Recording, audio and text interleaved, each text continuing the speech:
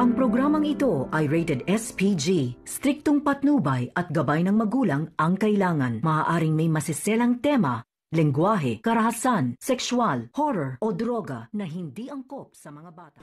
Dahil sa porsigido itong si Giselle na malaman ang katotohanan ay talagang nasa isip niya itong si Dr. Carlos Benitez at talagang napatunayan niya na may kinalaman itong si Dr. Carlos Benitez sa lahat ng mga pangyayari dito sa kanyang ama kung bakit nagkaroon ng cardiac arrest. Dito na nga ay talagang nag-iisip din sila ni Dr. Ray Meneses at lalong-lalo na itong si Dr. RJ Tanyag na kung saan talagang ganun din ang kanilang mga hinala.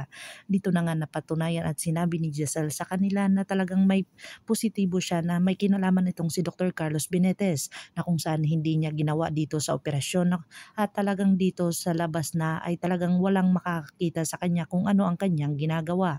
Dito na nga talagang tinanong at kinumpronta ni Giselle itong si Dr. Carlos Benitez. Dito na nga sinabihan niya na kung nagsisinungaling sa kanya ay talagang malalaman niya ang buong katotohanan. Dito na nga ay talagang naging positibo itong si Moira at saka si Zoe sa lahat ng mga hinala ni Giselle na kung saan lalabas na ang buong katotohanan dito sa kanilang mga fingerprint. Dito na nga sinabi ng kausap ni Moira ay talagang positibo ito ang isa sa kanila na kung saan talagang si Zoe iyon. Dito na talagang kinausap ni Moira itong kanyang asawa na si Dr. Carlos Benitez na kung saan talagang naging may hinala si Giselle sa kanya na hindi tama na kung saan talagang prosigido itong si Moira na malaman ang katotohanan kung talagang may ginawa itong si Dr. Carlos Benitez dito kay Don Pepe.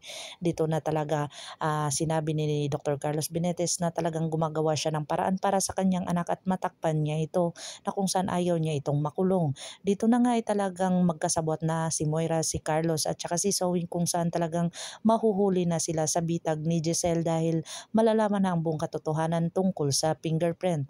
Dito na nga madadamay itong si Dr. Carlos Benitez na kung saan gumawa na naman ng pagkakamali itong si Dr. Carlos na kung saan dito na nga si Don Pepe ay talagang nakumatos ito at talagang wala nang makakapigil dito kay Giselle na malaman ang katotohanan dahil inilipat niya na itong si Don Pepe. Dito na nga si Michael ay napakapakailamero na kung saan talagang nakita niya itong si Lynette at saka si Dr. RG Tanyag at sinabi niya talaga dito kay Dr. Carlos Benitez na kung saan nahuli siya ng kanyang girlfriend. Dito na nga galit na galit itong si Denise sa kanya na kung saan sinabi ni Denise at binabalaan itong si Lynette tungkol sa kanyang sa kanyang asawa na si Dr. Carlos Benitez dahil alam niya na ang paglapit niya dito kay Dr. RG Tanyag.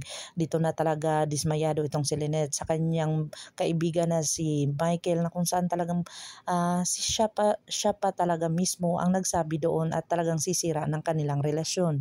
Dito na nga talagang kinakabahan itong si Zoe sa lahat ng kanyang mga ginagawa kung saan totoong positibo siya sa kanyang mga fingerprint. Dito na nga talagang patatakasin siya ni Dr. Carlos Benitez at saka ni Moira kung saan talagang ayaw nilang maikulong ang kanilang anak. Dito na kaya malalaman ang buong katotohanan na talagang mag-ina ang gumawa ng trahedya na ito. Pakakabangan natin ang mga susunod pa na episode na ito. Ang abot kamay na pangarap.